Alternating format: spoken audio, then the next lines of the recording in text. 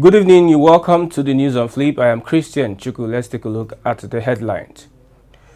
Breaking news: court commits Bawa, Efcc chairman, to Kuje prison. Reactions as Mr. Macaroni backs out of Obi's presidential campaign. PDP receives APC defectors in Edo State. And also, thousands of lives lost as earthquake hits Turkey. Let's take a look at the news in detail. The chairman of the Economic and Financial Crimes Commission, Abdulrashid Bawa, has been committed to prison for disobeying court order. The court also directed the Inspector General of Police to arrest and detain the EFC chairman for contempt of court and remand him in Kuje prison. Recall that an Abuja High Court has sentenced him to Kuje prison on November 8, ordered that the arrest and remanding of the EFCC board at Kuje prison over contempt. Justice R.O. Ayola of the Kogi State High Court, in his judgment on Monday, granted the application for committal to prison of the EFCC chairman for disobeying the court ruling delivered on November 30th, 2022, wherein the EFCC chairman was directed to produce the applicant in the case Ali Bello. Ali Bello had dragged Bawa to court for arresting and detaining him illegally with the court ruling in his favor, but the EFCC arraigned him for alleged money laundering 3 days after the ruling. On Mr. Macaroni, Debo Adedayo, political activist and Instagram skit creator, Mr. Macaroni, as he is commonly called, has withdrawn from the Labour Party's upcoming presidential campaign, which was scheduled to take place in Lagos on Saturday. Peter Gregory Obi, a presidential candidate of the Labour Party, and his running mate Yusuf Dati Baba Ahmed are now making stops in a number of swing states ahead of the November election. A number of states in the South-South region were visited by the party recently. These include Cross River, Akwa Ibom, Rivers, Bayelsa, Delta, and Edo.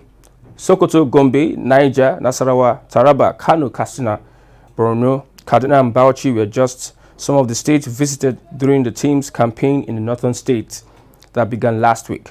The comedian, however, has confirmed that he will not be present at the upcoming massive rally in Lagos, Tafawa Balewa Square, TBS. On his Twitter page, he said his pledge to give him his one vote remains unwavering, but he can't make it to the demonstration in Tafawa Balewa Square. Now in Edo State, over 3,000 members of the All Progressives Congress in Edo State have defected to the opposition People's Democratic Party. The former APC members joined the PDP at several campaign rallies of the PDP held at the weekend in various communities in Ovia Southwest and Ovia Northeast local government areas. They tore their APC membership cards and vowed to ensure the PDP emerged victorious in next month's general elections. Many of the defectors said they are tired of the suffering poverty brought by the APC-led federal government. Amongst those that defected were the chairman of all the chairmen in APC Ovia Southwest, Sunday Kriya, PDP chairman Ora Wardsis Ovia Southwest, Honorable Osawaru Sunday, Comrade West Odaro, and his assistant Honorable Frederick Igbino Wahia, a former APC ward chairman in the riverine area, Comrade Sonny Emuobo, Francis Kumukumu Achubue from Okada ward, amongst others. Up to foreign news. In Turkey, the most powerful earthquake in nearly a century struck Turkey and Syria this Monday, killing nearly 1,800 people in their sleep, leveling buildings and causing tremors felt as far away as Greenland. The 7.8 magnitude early morning quake, followed hours later by a slightly smaller one, wiped out entire sections of major Turkish cities in a region filled with millions who have fled the civil war in Syria and other conflicts. Rescuers used heavy equipment and their bare hands to peel back rubble in search of survivors who they could, in some cases, hear begging for help under the rubble. Since I live in an earthquake zone, I am used to being shaken, said Melissa Salman, a reporter in the Turkish city of Kahramanmaraş.